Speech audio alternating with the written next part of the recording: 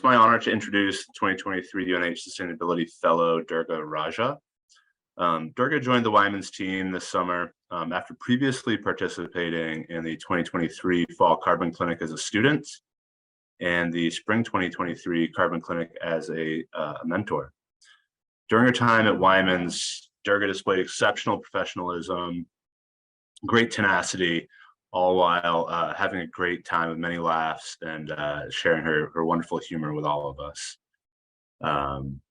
Doing so while tackling many complex challenges. Durga's organizational problem solving and effective communication skills were on constant display as she navigated numerous departments such as IT, finance, logistics, and operations to obtain answers and clarifications needed to manage her project successfully. Durga's drive and efficiency were always apparent and greatly appreciated. I'm truly honored to have had the opportunity to work with and make a lifelong friend, colleague, and connection with Durga. So without further ado, please welcome Durga Raja. Thank you, Bruce, for the introduction. My name is Durga, and this summer I've been working with Wyman's to calculate their Scope 3 carbon emissions. You can go to the next slide. So about 10% of greenhouse gas emissions are from agriculture, and with Wyman's being a frozen fruit company, they realized their responsibility to reduce their emissions to minimize their impact to climate change. One thing organizations can do to become more aware to their contributions to climate change is to calculate their carbon footprint. A carbon footprint is a measure of greenhouse gas emissions emitted into the atmosphere by a reporting company or group. And this footprint is broken down into 3 scopes. Scope 1 and 2, which Wyman's has already calculated, are on-site direct greenhouse gas emissions, and Scope 3, which is what I've calculated this summer, is off-site indirect greenhouse gas emissions. Looking at this graphic, there are some examples of emissions from indirect sources, such as trucking, purchased goods like frozen fruit and plastic packaging, capital goods such as the emissions produced from manufacturing farm machinery, cold storage and warehousing, waste, commuting, business travel, and more. Under Scope 3, there are a total of 15 categories, but for this project, I only calculated upstream emissions, so it ended up being a total of 7 categories. All of these indirect emissions occur when producing any Wyman's product, and it is important to capture them when calculating a carbon footprint. Next. So here are my results. So the first graph all the way to the left shows the total emissions for Wyman's across all 3 scopes, and this was equal to 132,000 metric tons of carbon dioxide equivalents. As you can see, Scope 3, the indirect offsite emissions, is about 90% of the total greenhouse gas emissions, while Scope 1 and 2, the direct on-site emissions, are pretty even at 5 and 4%. Scope 3 being the largest scope is not unique to Wyman's because many organizations that do calculate their Scope 3 find that it is the largest due to the amount of categories and data that goes into it, so all the emissions add up. That being said, the graph to the right shows the category breakdown for the Scope 3 footprint, which is 121,000 metric tons of carbon dioxide equivalents.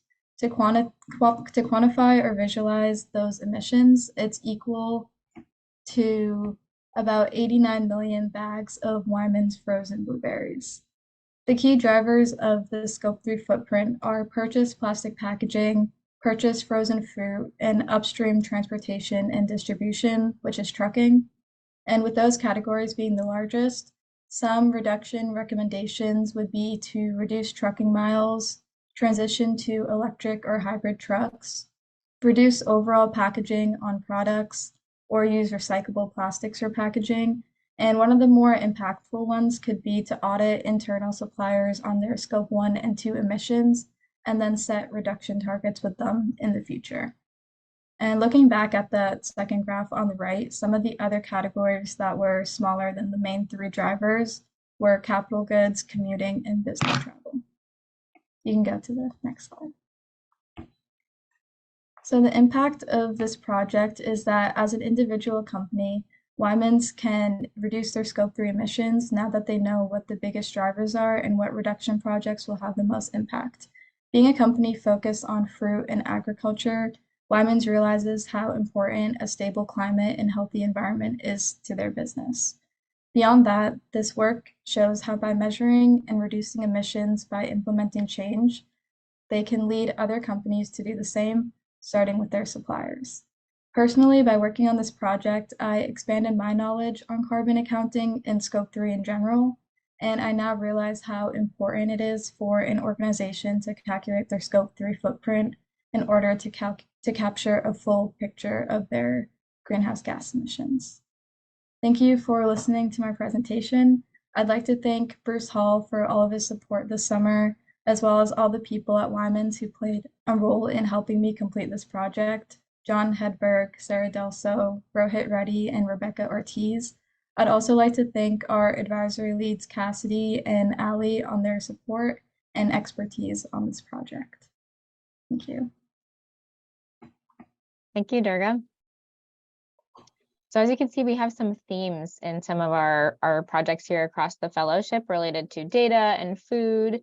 And with Wyman's fruit being frozen and likely having less food waste, how does that impact the carbon footprint? So I calculated the upstream emissions. So that would be all the emissions that occur before it gets to Wyman. So during the production of goods and services that the business purchases or uses.